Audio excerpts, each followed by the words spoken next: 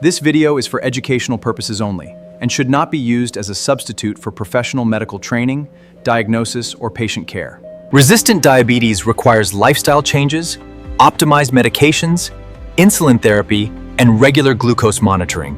Welcome. Today we'll discuss evidence-based treatment of resistant type 2 diabetes.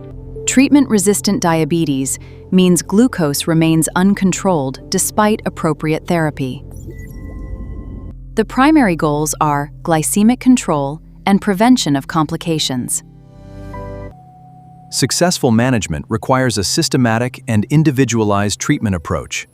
Treatment includes lifestyle modification, medications, insulin. Weight reduction significantly improves insulin sensitivity and glycemic control. Calorie restriction supports weight loss and improves metabolic health. Reducing refined carbohydrates helps lower post-meal glucose excursions. Low glycemic index foods produce smaller rises in blood glucose.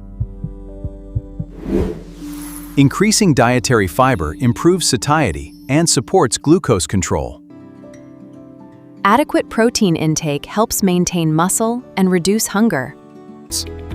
Healthy fats can improve satiety and support cardiovascular health.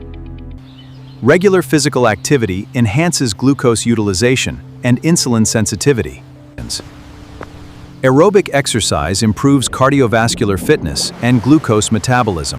Resistance training increases muscle mass and improves insulin responsiveness. Quality sleep is essential. Poor sleep increases insulin resistance and makes diabetes harder to control. Most adults should aim for 7 to 8 hours of restorative sleep each night. Chronic stress raises cortisol levels, which can significantly increase blood glucose concentrations. Stress management techniques may improve treatment adherence and overall glycemic control. Smoking cessation reduces cardiovascular risk and improves long-term outcomes in diabetes. Alcohol affects glucose regulation and should be discussed individually with every patient. Before modifying therapy, always verify that medications are being taken correctly. Missed doses remain one of the most common causes of poor glycemic control. Carefully review all medications for interactions, side effects, and treatment gaps. Improper insulin storage may reduce potency and contribute to treatment failure. Always confirm insulin has not expired when evaluating uncontrolled diabetes. Correct injection technique improves absorption and enhances insulin effectiveness. Regular site rotation helps prevent tissue damage and absorption problems. Repeated injections into the same area may cause lipohypertrophy and poor insulin absorption. Regular glucose monitoring provides critical information for safe treatment adjustments. HbA1c reflects average glucose control over approximately 3 months.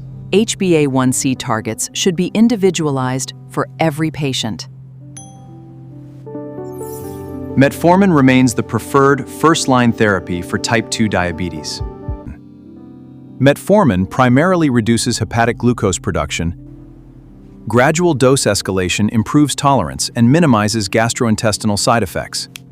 Renal function should be assessed before and during metformin therapy. Additional therapy may be required when glycemic targets remain unmet. Sulfonylureas stimulate pancreatic insulin secretion and lower blood glucose. Hypoglycemia risk should always be considered when prescribing sulfonylureas. DPP-4 inhibitors enhance endogenous incretin activity and improve glycemic control.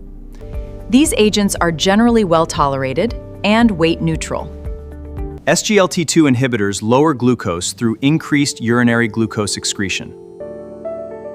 Many patients also benefit from cardiovascular and renal protection. Combination therapy is often necessary in resistant type 2 diabetes, and educate patients regarding potential adverse effects. Renal function assessment remains essential before selecting glucose-lowering therapy. GLP-1 receptor agonists improve glycemic control.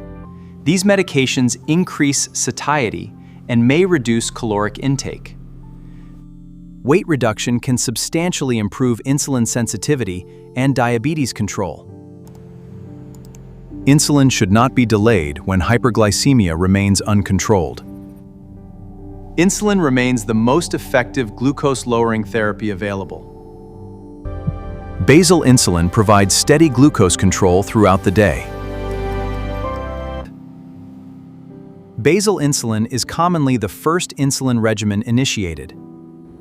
Doses should be adjusted gradually using glucose monitoring data.